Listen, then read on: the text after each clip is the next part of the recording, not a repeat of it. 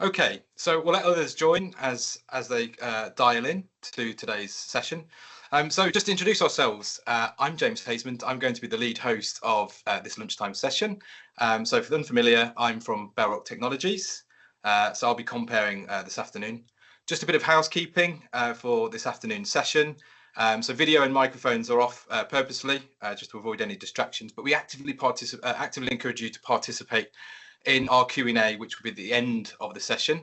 So feel free to add any questions for any of the presenters in the Q&A tab above, if you look at the top of Microsoft Teams, and enter your questions there. Also, encourage you to actively upvote any prudent or pertinent questions posed in Q&A by using the thumbs up emoji, and we'll get to those questions first. Any questions that we don't get to in today's session, we'll follow up with a write-up. So nice bit of insights for those joining the session today, which we'll distribute. The session is also being recorded, so the session will be available for you to play back at your leisure and also share with any colleagues or anyone in your network and that you feel should watch the session back. So also joining us today are my esteemed colleagues, Lee Brown, who is the head of assets in our consulting division, and Elia Diaz, who is head of energy and carbon with our energy and smart engineering division. So without further ado, who am I? So some of you may have met me before, but for the unfamiliar, I'm James Hasemond. I work in our Bellrock Technologies division. So my past experience is in the Concerto brand. So within Concerto, I joined as a consultant. So I was consultant number one after the founders. So I've spent 15 years working in land and property and in prop technology.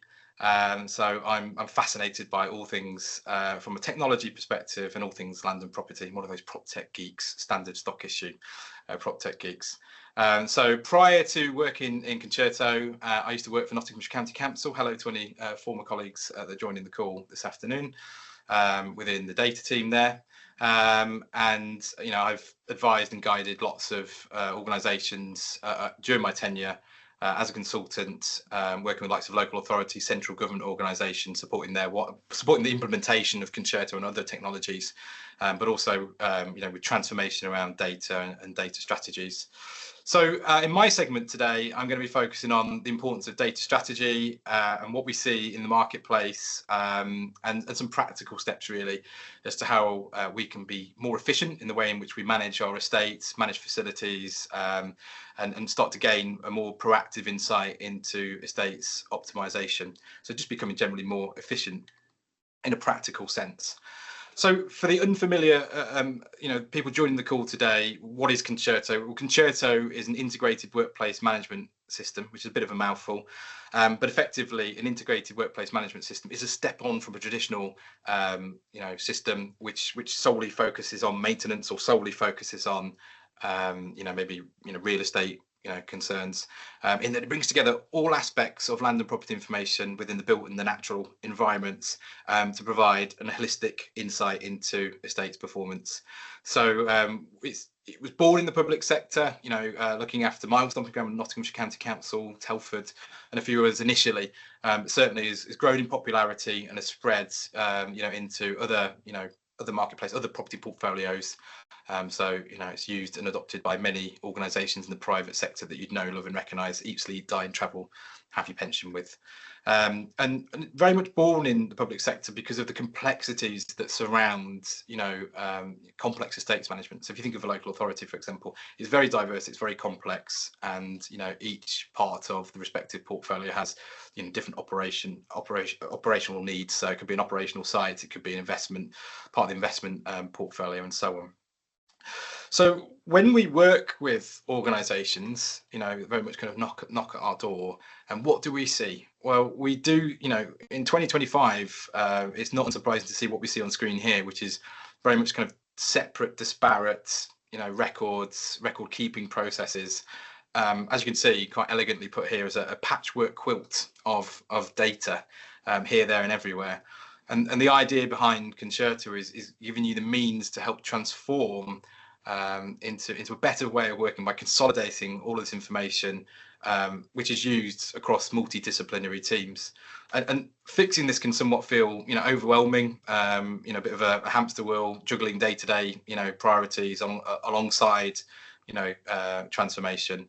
But ultimately, putting hard yards into realizing this initially and going on that journey can lead to, greater efficiencies, especially now with the added pressure of being faced with, cutting costs by an additional 15%.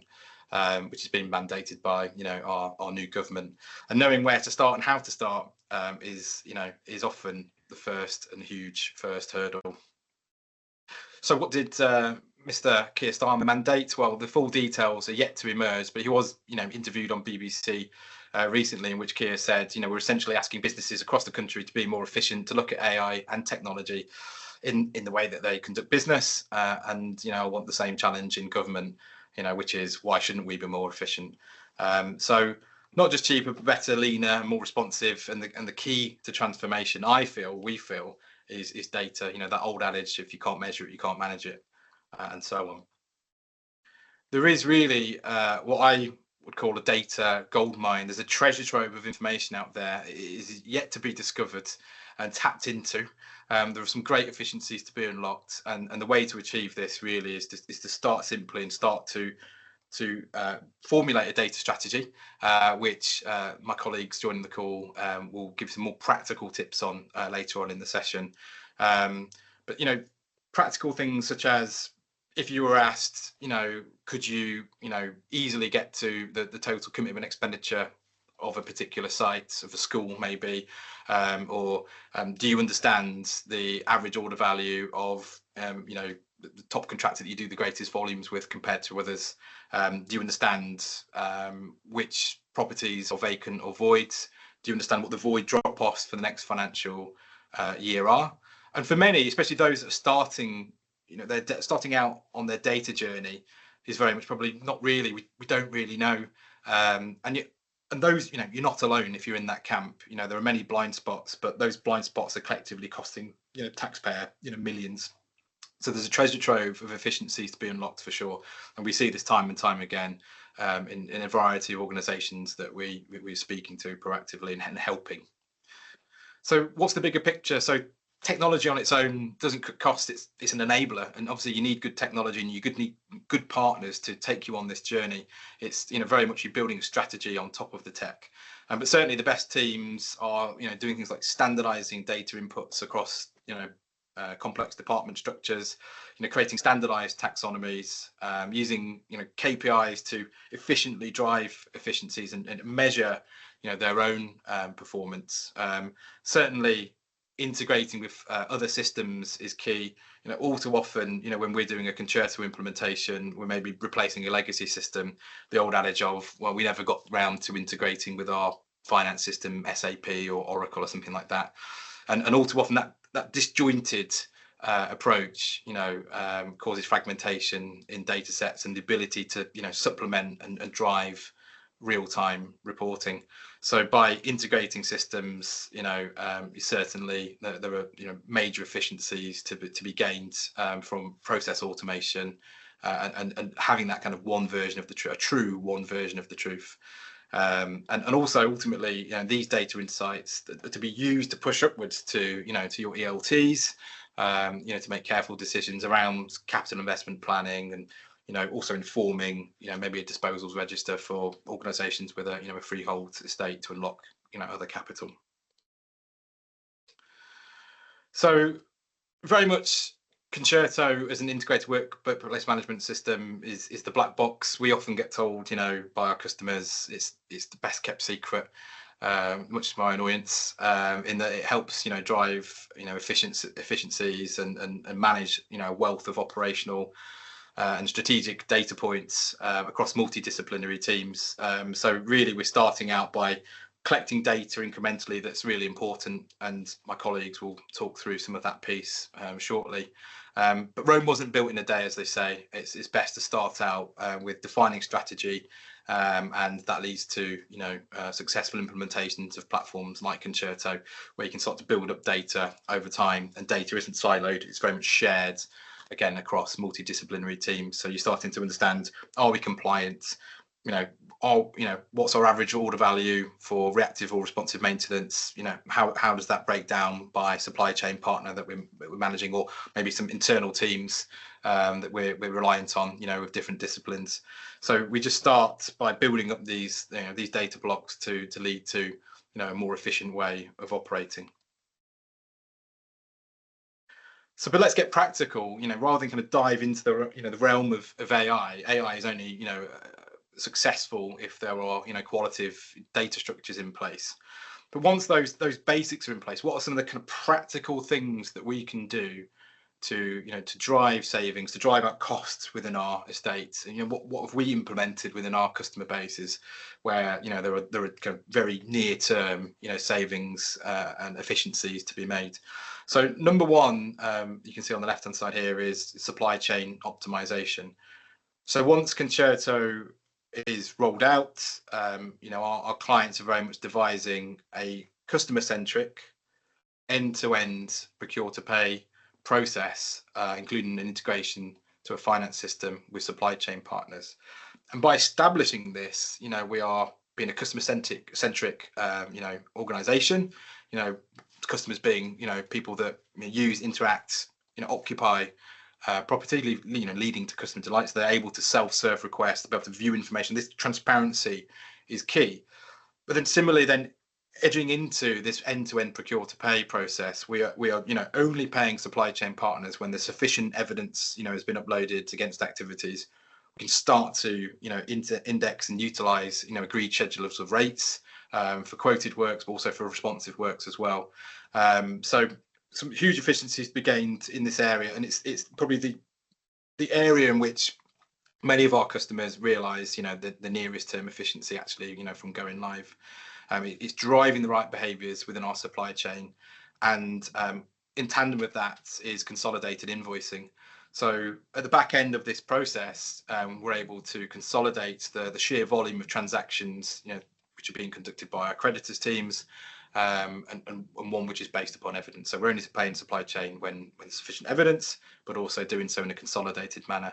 And McKinsey and Company, a report, I think it was a couple of years ago, they state that the average cost of processing an invoice received from a supply chain partner is in around £35 per invoice. From right-click download to pressing go on a backs run. From a creditor's perspective, and then the reconciliation process. So if we can reduce the sheer volume of transactional invoices received into property and facilities teams, there is certainly efficiencies to be made. It escapes any scenarios where there's ambiguity around credit note or issuing credit notes. So one of our customers in year one, it was a central government customer, in year one of using Concerto, their official analysts deduced that they were making savings in excess of £155,000 per year just from this area of optimization alone. Stage two, which is kind of asset lifecycle management. So I think really once an organization has got their house in order, from a kind of managing compliance, managing supply chain effectively, driving the right behaviors with supply chain, they can kind of look towards pivoting from a kind of responsive and reactive state to one that is more preemptive. So all too often I'll be speaking to organizations that are optimizing capital in a kind of disjointed way, certainly in a kind of time-based process, just through ad hoc condition surveys. So part of our technology includes the ability to capture and upload condition backlog, but also the life cycle costs of fabric, which includes M&E assets and building fabric too. And this then allows you to plot and scenario plan investment capital over future financial periods. So certainly back in the day, when I was an end user, I would work with my colleagues to better understand, what does the forward plan of, capital look like for next year's? What does it look like for the school estate? What's the backlog? And that would help us fine tune, the funds that we had available for capital to inform our programs of work, which were managed through Concerto for, the next financial year. So just kind of understanding what I would call, and my colleagues, Lee will go kind of more practical steps in the next segment, the state of the estate, kind of quantifying that, what does the iceberg look like? You can't manage it if you don't know. So it's a really useful area of Concerto to be able to do that, and to be able to do so with supply chain partners. We've got experience, to provide turnkey solutions in-house, including the technology, which can be, this information be captured on handhelds and directly brought into Concerto in an effective way using known taxonomies, and you can then start to index, best in class industry rate cards, national schedule rates and things like that. So one Concerto customer that adopted this significantly reduced their responsive maintenance overhead, and they were then tracking their average order value, which they got down from, they were averaging around 235 quid from responsive maintenance activity, and then ultimately reduced that down to around 220 pounds, or little under. So kind of in and around the the national average for responsive maintenance in modern times. Finally, kind of more from a kind of proactive, preemptive perspective, obviously a lot of our organisations, a lot of our clients want to get a handle on energy and energy costs. So we can achieve this in different ways, but it's certainly kind of a later stage of maturity in once you've identified those assets within the estate and the condition and life cycle costs. Well, how are they performing from an energy efficiency perspective? And this is where tools like InMetrics, within our engineering and smart buildings teams can really help harness how accurate and how we're reporting on this data, but also how efficiently these assets are performing. So we worked with a well-known high street coffee chain very recently to conduct some pilots, and through adopting IoT sensors and coupling them with assets which were held in Concerto, this brand was able to quickly establish where some of the outliers were. So where there were some assets which were poorly performing, and utilizing lots of energy out of hours and things like that, which then allows this organization to surface the blind spots in energy consumption on an asset level, to fine tune again things like, could we bring forward the replacement of that chiller, which we plotted for replacement maybe in a couple of years time from an economical standpoint, from condition life cycle, but actually could we bring forward that to make it more energy efficient, so kind of near term capital fine tuning there. So there's lots of savings in around that to be made, but of course can only be substantiated on this kind of bedrock of good quality data. So technology, as I said, on its own certainly doesn't cut costs, but building your strategy, building a data strategy on top of that, and very much fine tuning the way in which we manage data is important. So just a quick segue, anybody that hasn't seen Concerto would like a demonstration of Concerto and those different levels of maturity, please feel free to reach out. I'm now going to pass across to Lee Brown, who's head of assets in our consulting division, who can give you some practical steps on how to achieve capturing data and then managing it efficiently, putting that data into practice. Over to you, Lee. Thank you very much, James. And yes, so just to introduce myself, my name is Lee Brown. I've had over 15 years working in this sector now, working with Bellrock Consulting. My background's in building surveying and sort of minor works project management, and my role as part of this journey we're describing to you today is essentially I head up the assets team. So our role is collecting all of that data, collecting all of the data about assets, about buildings, mechanical, electrical, fabric assets, etc., in order for clients to effectively manage and therefore prioritise and hopefully reduce spend. So next slide, please. So the first part of any journey, and I think James sort of alluded to that in some of the initial slides there, is before we can even look at prioritising and reducing spend, we need to know the estate, know what we've got, what we're looking after, how we're maintaining it, etc. So our team have various different types of surveys that we conduct in order to gather this data to support this information in knowing the estate initially. First port of call is essentially what does the estate, what's it like, what type, what size, what layout of estate are we looking at, what's the space utilization of the estate, are we looking at sort of areas that are not efficiently utilized anymore, have we got underutilized or even inefficiently utilized space, have we got space that's evolved over the years where the usage might not be relevant for the people currently occupying that space? Has the type of space changed? All of this information can be gathered in various different formats. We have a more human approach on some of our surveys in that we can test and scrutinize data that clients may hold from sensor related data that they've captured on room use. We can actually test and scrutinize and analyze that data. We've worked with various clients over the years who have been telling us, we know that this particular building is fully utilized. We can't free up any space in it, and then we'll go in and our team will actually find areas that, potentially you were basing your assumptions on or your analysis on the timesheet and the timetabling data.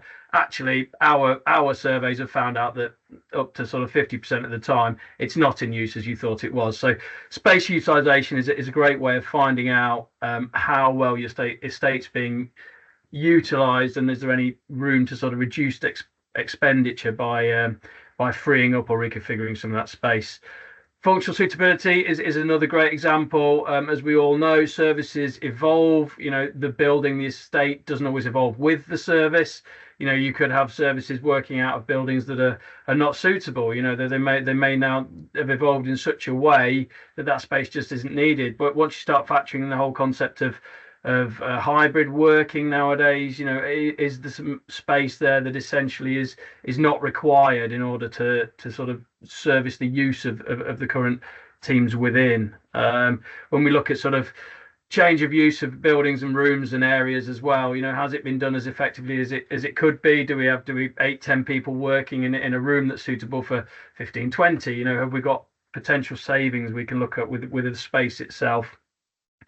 When it comes to sort of recording the assets as well, have we got accurate asset information? I'll come on to this in a bit later in one of the later slides, but having that accurate information as to what's in there when it comes to, the mechanical and electrical systems within the building, the brain of the building, the hub of the building. Do we know do we hold accurate information about those assets? And also the final part is, once we've got that information, do we hold the condition information of those assets? Have we got assets within those buildings that are, end of life, falling over? We're regularly investing money, throwing good money after bad, to coin a phrase. Are we regularly investing in assets that actually just need to be replaced? And have we got access to that information? There's a great explanation by James in the earlier slides that if we haven't got that information on how many times we're sending the engineer out to visit that failing asset, how do we actually know that it needs replacing, and could we actually look at reducing spend in that way? So in summary, our surveys, we record all of this type of information, record all this type of data, and then it can be analysed in such a way to hopefully aid decisions on rationalisation of estate to help sort of reduce overall spend. And next slide, please. So once we've established what estate we have, we're looking at sort of maintaining that estate. So as I mentioned there, holding accurate asset information is vitally important, and it's a vitally important step in part of this. It allows for things such as efficient planning of maintenance tasks. So simple things: are we maintaining all of those air conditioning units across the where it's logistically possible to do so? Are we maintaining them all together? Have we got different service contracts in place?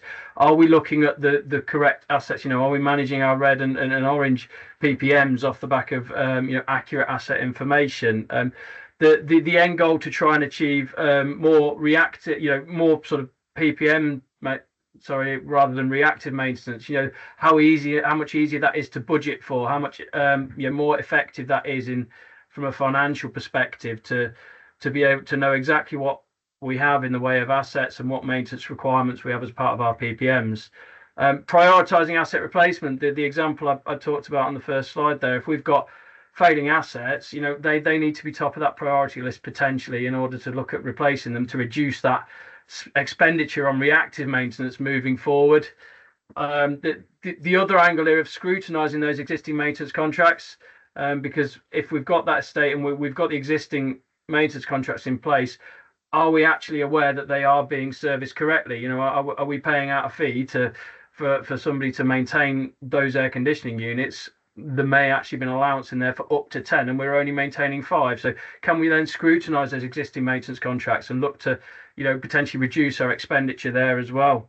When we talk about another sort of part of all of this, once we've got all of that information gathered on what assets are within an estate, we've actually got a specialist team within the business that look at the what we call like the workforce requirement analysis, so whereby we can ascertain exactly how many units of a particular asset you've got. We can then take that away and work that out into the workforce required to be able to maintain that. So then it gives the opportunity to look at, you know, external service contracts versus internal service regimes and things like that. So the possibilities are endless when it comes to how we then maintain, or what you can do with that asset data and asset information to be able to scrutinize the existing processes in place. And again, our surveys sort of provide all of that accurate asset information, and it just allows for potential improvement of the maintenance processes, reducing the overall spend. Next slide, please. So the sort of third piece of the puzzle in this way, once we know what estate we've got and where we can potentially make savings there, we know how to maintain it because we've got that accurate asset information and we can look to make savings there. The third and sort of piece to that puzzle is improving the estate, what we call the capital investment, looking at things like, in some worlds, you know, capital estate strategies, looking at investing in the assets, in the buildings, and how best to prioritize that spend. Our surveys initially, we do a lot of condition surveys within the group, so we're appraising the condition of the buildings and the assets. We're essentially telling you as clients what your buildings are like. You know, what kind of condition are they in at the minute? Where are the issues? What are the defects? And what kind of remedial actions are you looking at to make sure we're attaining you know, adequate condition for those buildings? That includes applying sort of budget costs, again helping to aid the financial planning and budgeting. You know, as we all know, our colleagues in finance teams, you know, they don't like unknowns, or they don't like, you know, things that they can't account for. They want that peace of mind that, okay, we're going to be budgeting for the investment in this way moving forward. So our condition surveys give that element to it. You know, we've got that sort of visibility of what costs might be required in the future on these buildings. We're able to prioritize those remedial works and costs. So we use various different systems depending on the estate type and client requirements, but simple risk assessment of defects. You know, if you've got a boiler within a building serving, you know, 6,000-7,000 meters squared of occupied space, and that boiler is on its last legs, we're going to prioritize that as higher than the floor covering within the storeroom in the, you know, the stores area that potentially is accessed once, twice a day. You know, we look at the risk assessment of the defect in its own right and how much of a priority that needs to be, again, to aid this budgeting and sort of planned spend within the estate.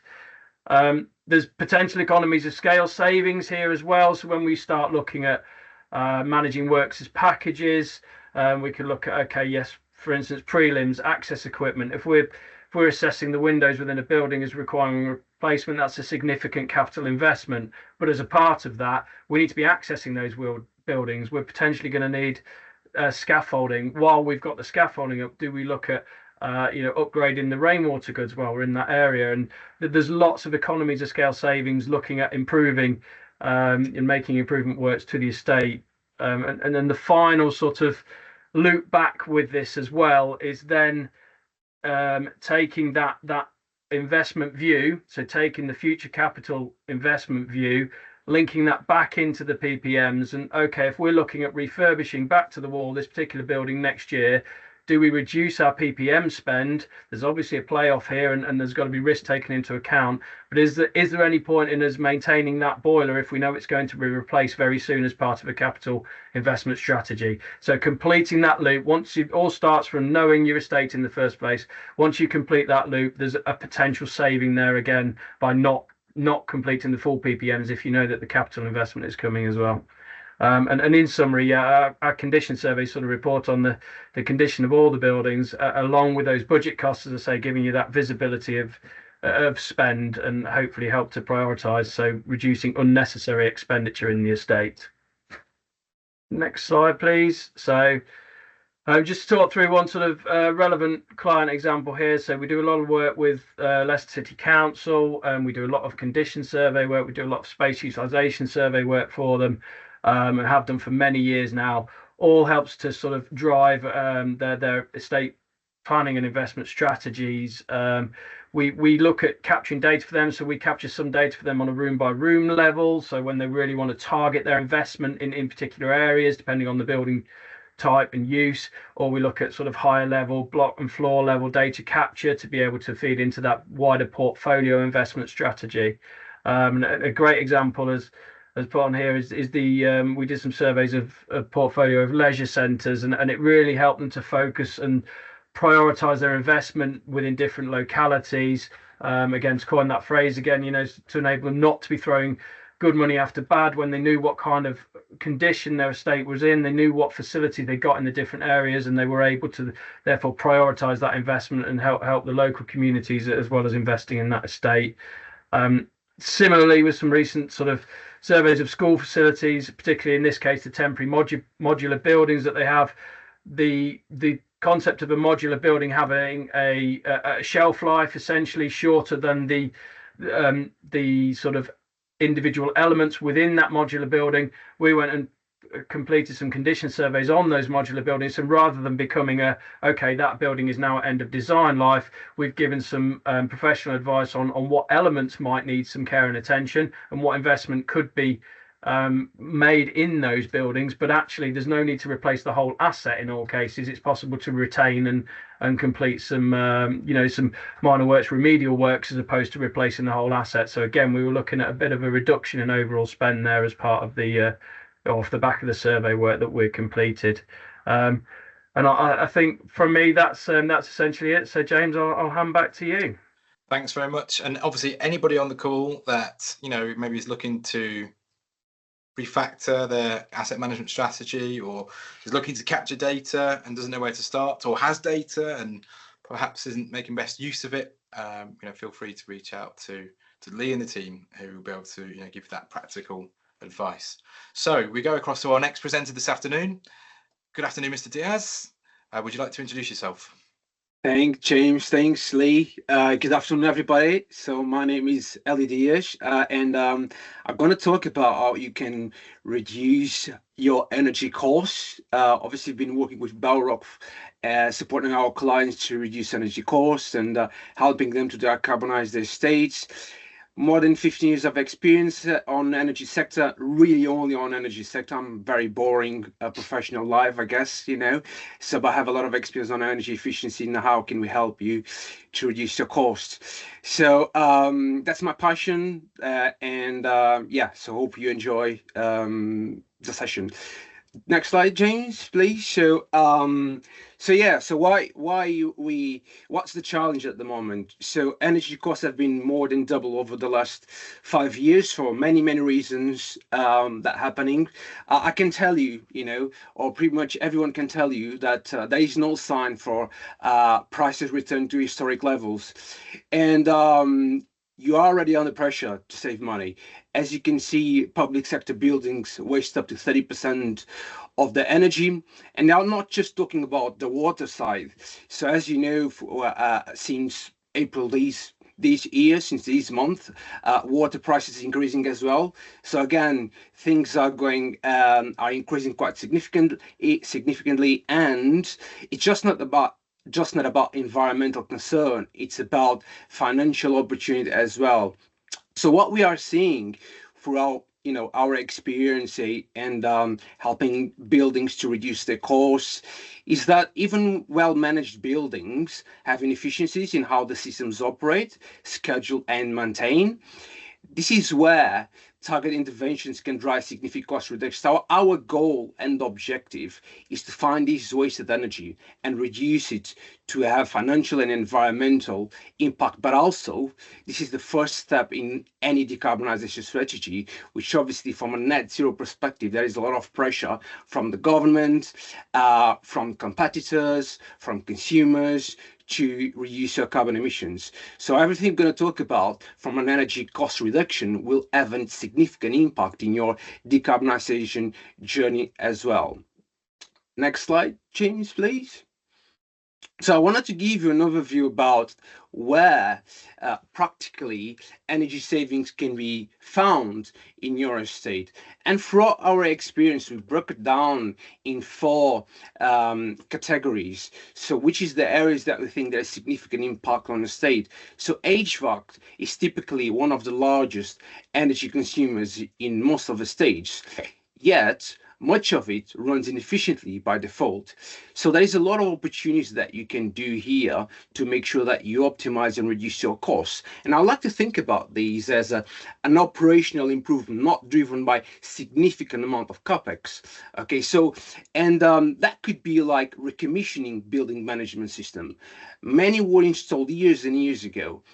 You add other buildings into your site. You had other assets into your site that are not captured by the building management system that you installed years ago.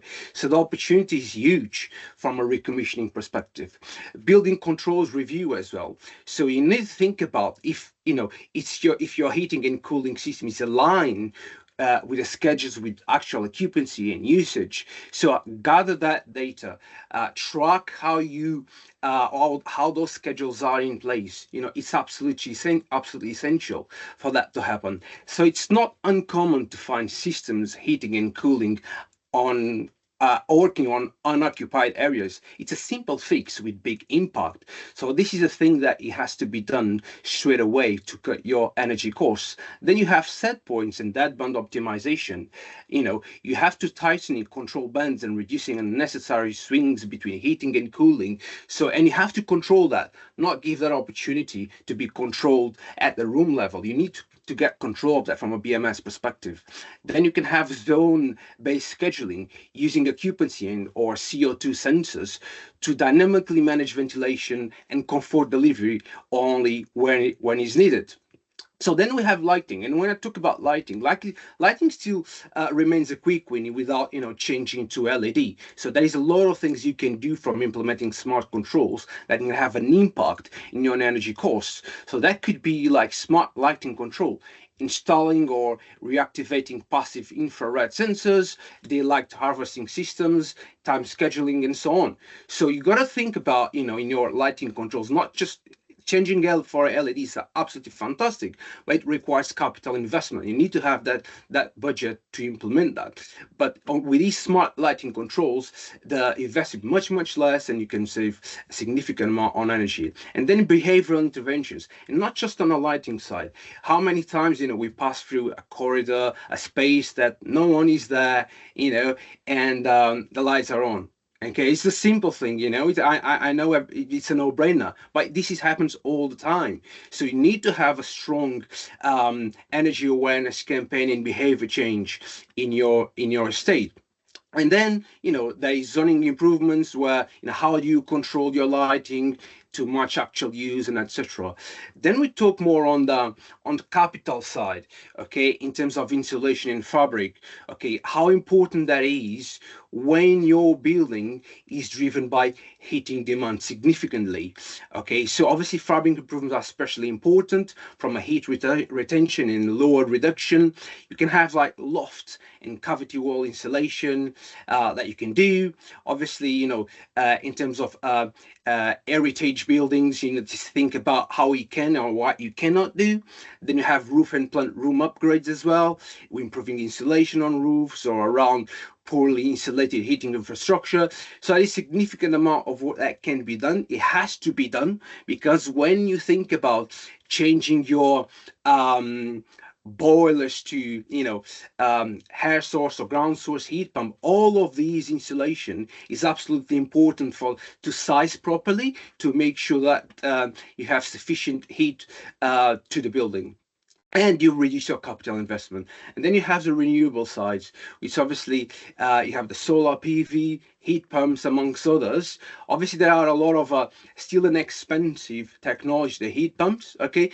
But there are funding available out there, and you need to make use of those. So it's quite important to make sure that you have a strong case to make sure that you apply to receive that funding. Together, these four areas can deliver significant savings, especially when backed up by data. My colleagues already talked about that. I'm going to keep talking about that. Data is absolutely fundamental. It's going to give you the insights and the operation accountability. The key is not to chase everything every opportunity, but to target the ones with the best return for your estate based on building type, usage, and funding availability. So the important thing at the end of what we're going to do is having the data to drive informed decisions. If you can't measure it, you can't manage it. Okay. Next slide, please. Yeah, this is it looks like a really exciting and boring slide at the same time. Just have numbers, right? So, but I'm going to tell you this. So it's on purpose, okay? Because this number is a very strong example of what's possible when we combine technology, engineering expertise, and data insights. So over the past year, we have delivered cost savings of about 527k, equivalent to 2.1 million kilowatt hours across a diverse property portfolio. This was part of a long-term partnership model that expanded to 28 properties, supported by real-time data analysis. Again, we talk about data, so we have 230,000 data points that we analyze on real time. Okay, the key to this success here, it's the ability to use remote triage and diagnostics to manage building performance proactively. So we completed about 7,000 actions. We talk about nearly 400 engineering hours avoided through remote interventions. Talk about 94% of reactive building issues were resolved without dispatching any engineer, reducing downtime and unplanned failures. So this approach does not just deliver energy and carbon savings related to scope 1 and 2, but also Bellrock, we are our client supplier. We also impact their own scope 3 emissions for our clients. So for us, it's very important not only help you to reduce your scope 1, 2 emission, but also our contribution for your scope 3 emissions is very important. So we are not capturing the impact of that here, but it also enhances the building comfort, reduces disruption, and extend asset life. So these results show the power of blending the smart systems, IoT and AI, with the proactive operation and human expertise, enabling significant cost savings. Thanks, James. So how can we, obviously we talked about the HVAC, we talked about the lighting, then we have the insulation and the renewables. We understand there's a significant amount of capital investment that you're going to need to make that decarbonization journey. So how can we save, can these energy savings be funded? One of the most common barriers we hear from estate teams is we don't have the budget for energy upgrades. The good news is there are well-established funding routes designed to address this. The challenge is making sure you put a strong application together to make sure you get those funds. And this is more and more driven by quality. Okay, so we support our clients in this journey in preparing high quality, data-backed applications and ensuring they have a clear strategic case, a strong technical evidence, and defined carbon and financial impacts. Well, so we start by stage 1 with a desktop assessment, so to understand within the state's portfolio which buildings they consume more energy, as such they emit more carbon emissions. So this can be 100% funded by the Low Carbon Skills Fund, okay, which is typically used for heat decarbonization plans or the technical assessments.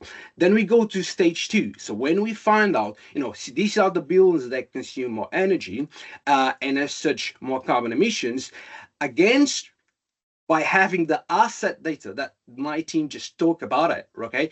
What type of boilers do you have? Are they more than 10 years old? Okay, that's a threshold that to get more funding for this building audit to produce the heat decarbonization plans, okay? And then once we do these heat decarbonization plans, we go to stage 3 where we do the feasibility study. So we found the solution. We have the heating system. We have the new solution for the heating system. So now can do feasibility study for the heating system. Then what we do next is a design study. So we can go up to REBA stage 1 to all the REBAs, okay, and help you with that. And then on that design study, again, this can be 100% funded by the LCSF. Finally, we support the implementation. Okay, and the implementation can also be funded by the public sector decarbonization scheme that normally opens for application in October, November. So used together, these schemes can take you from planning to full implementation without drawing from core budgeters. So I will pass now to my colleague James for any questions. Thank you. Thank you very much. And what great insights, especially some of the case studies, the practical, outputs of these initiatives and hard work. So I'm going to stop sharing. I'm going to go ahead to the Q&A. If you haven't done already, please feel free to ask our experts any questions, getting some free consultancy this afternoon. So let's go to the Q&A log. No questions yet. Now's your time. If anyone wants to get any questions in for the experts on today's call.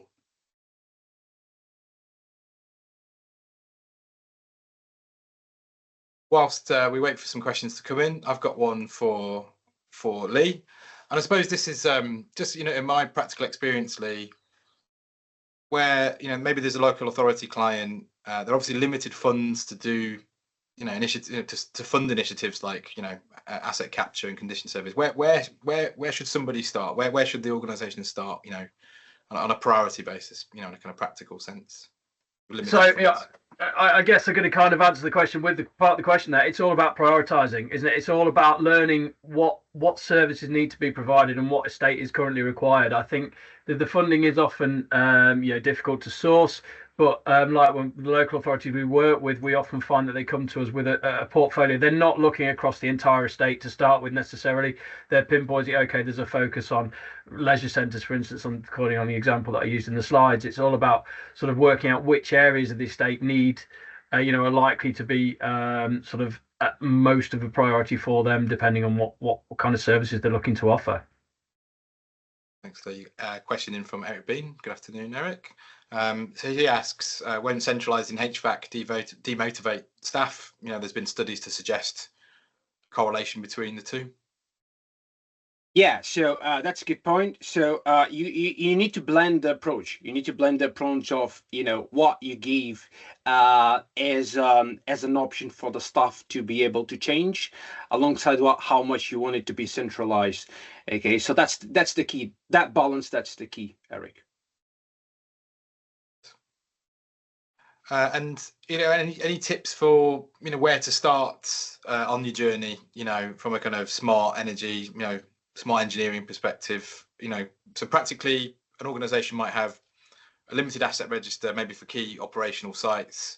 What are the practical next steps?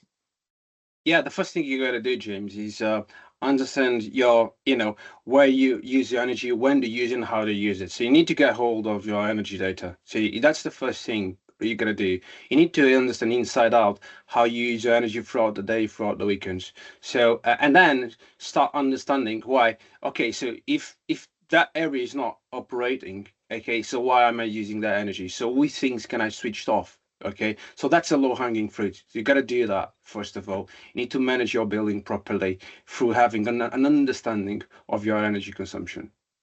Okay, so because that gonna have an impact in your energy demand moving forward, and your decision in how much how are you going to invest your money in terms of replacing a boiler, so how the heating demand you're going to need, etc. So that's quite important to that first stage.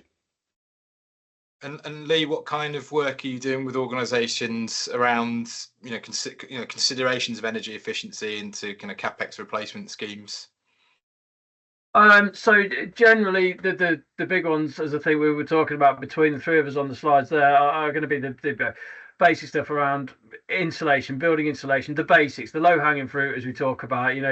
Insulation value, thermal efficiency of the building envelope, essentially the more efficient HVAC systems and things. So when we're looking at our condition surveys, we're incorporating budget costs based on like-for-like replacement, but also supplementary costs associated with that to bring in that more energy efficient equipment in each case.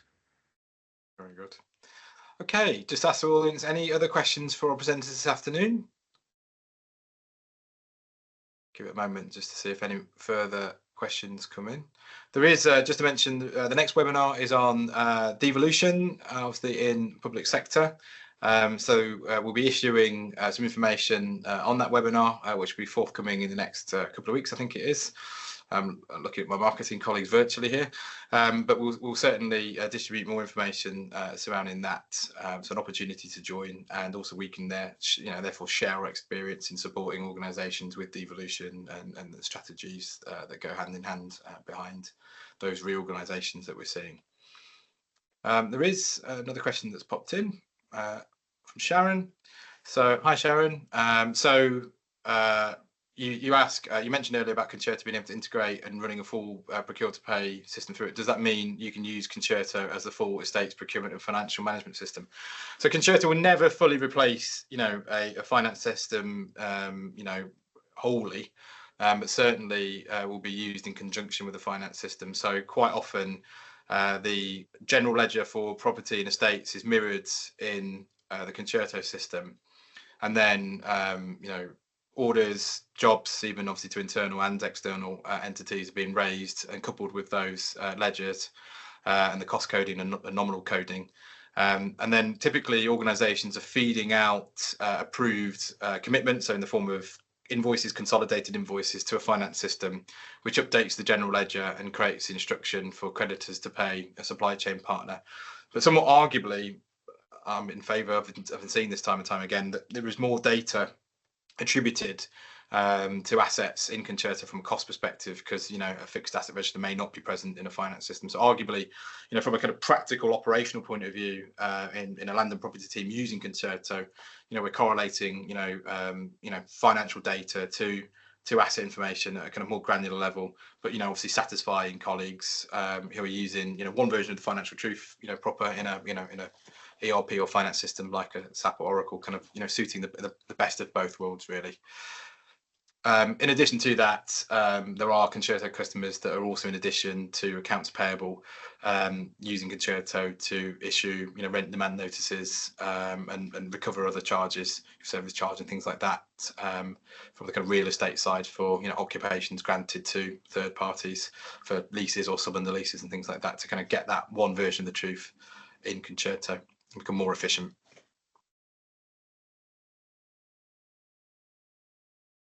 So probably one for Lee. So what condition survey strategy does Concerto use? Well, it is partly a question for Concerto, but there's a bit of best practice here from Lee.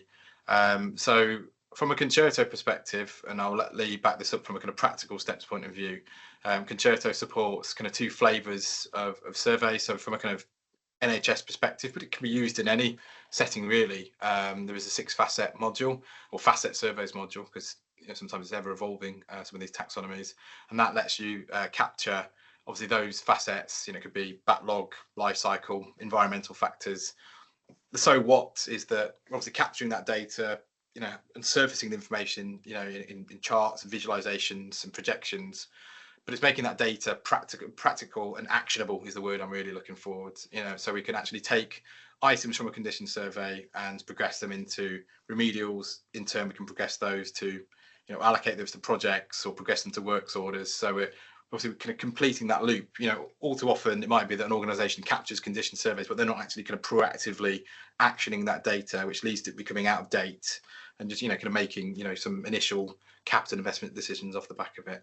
But in addition to that, there is condition survey module in Concerto, which has been there for a long time. I was using it back in the day, and this is structured around configurable taxonomies.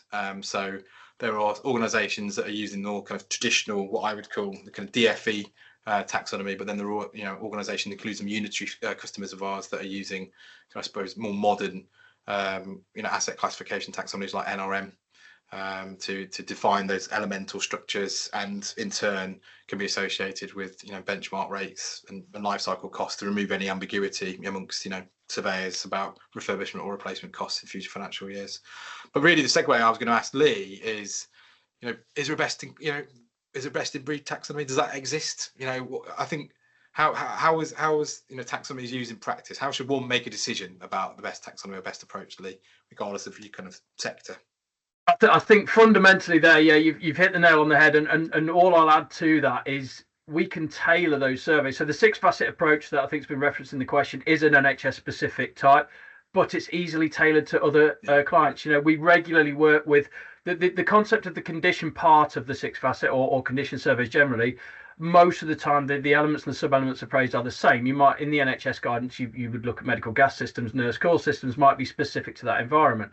When we're talking university, we might have more bespoke laboratory type assets. We're still appraising everything that's there as part of the condition facet. So that's easily transferable across any estate type. The other facets, the functional suitability, space utilisation, etc. The NHS gives those benchmarks as part of the 6-facet process. It's quite easy for us, and we have done this previously with either university clients or local authority clients. We've actually developed our own benchmarking way of appraising that estate. How functionally suitable is it? It just needs a set sort of pro forma and a set level of sub-elements to be able to appraise. So usage over time, you know, we benchmark that in this particular way, in this particular estate type. So I wouldn't say there's necessarily a perfect solution, but I would say condition is the most easy to transfer across any type of estate, and the others are easily tailorable, if you like, to other estate types. I think one final practical bit of advice is to, you know, pick a taxonomy and, you know, elemental structure that, you know, people understand in unison. It's pointless picking an asset classification taxonomy which isn't widely understood, you know, by operational team members, you know, across the estate for practical use. You know, not understanding what superstructure means in NRM is slightly pointless, you know, for teams that need to be utilising that data, or there may be some upskilling that's required around certain classifications. So thank you very much for everybody that's joined this afternoon. I hope you found it useful and insightful. We're now at time, so we're going to draw the session to a close. The session will be distributed in follow-up communications, and please join our future webinars. Aim to do at least one a month, but thanks for your time this afternoon. Again, thank you, goodbye, and happy Easter. Bye-bye. Thank you. Bye. Bye. Bye-bye.